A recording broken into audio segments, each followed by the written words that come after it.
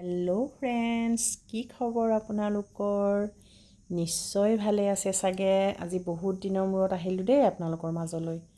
এয়া গম পাইছেনে আপোনালোকে মই কি ৰান্ধিছোঁ? আজি দেওবাৰ বুলি মই ৰান্ধিলোঁ ঔটেঙা, গুটি কচু আৰু ভাঙন মাছৰ আঞ্জা। আমাৰ অসমীয়াৰ অতিকৈ পৰিচিত আৰু অতিকৈ প্ৰিয় এই আঞ্জাবিধ। সকলোৱে নিশ্চয় খাই পাইছে। যদি নাই পোৱা আপোনালোকে এবাৰ বনাই খাব দেই, আৰু মোক এটা কমেণ্ট কৰি জনাবলৈ নাপাহৰিব। এয়া দেখিছেনে, মই এইখিনি বনাবৰ কাৰণে এয়া ৰেডি কৰি ল'লোঁ। কচু আৰু ঔটেঙা কাটি মেলি মই ৰেডি কৰি লৈ পেলাই এয়া কুকাৰত দিছোঁ।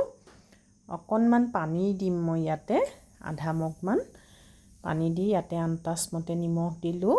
দি পেলাই এয়া কুকাৰৰ ঢাকনি বন্ধ কৰি দিলোঁ আৰু 2-3টামান চিটি অহালে মই বাট চালোঁ। আনফালে এখন কেৰাহীত তেল গৰম হ'ল। তাতে মই যিহেতুকে টেঙা জোল, মই অইন একো দিয়া নাই। কেইটামান সৰিয়হ ফুটাই দিলোঁ। শুকান জলকীয়া 4-5টামান দিছোঁ, কাৰণ অকণমান জ্বলা লাগিলে টেঙাৰ জোলটো, গতিকে অকণমান টেঙা জ্বলা গোটেইখিনি হ'লে ভাল লাগে। তাতে মই হালধি দিলোঁ, দি তৰকাৰীখিনি মই তেল মাৰি দিলোঁ। এয়া দেখিছেনে, উতল অহাৰ লগে লগে মই মাছকেইটা যোগ কৰি দিলোঁ। মাছখিনি আচলতে মই ভজাৰ ভিডিঅ'টো একদম স্কিপ্ট হৈ গ'ল, মই দিবলৈ আচলতে নহ'লেই। এয়া আপোনালোকে নিশ্চয় গমেই পাইছে।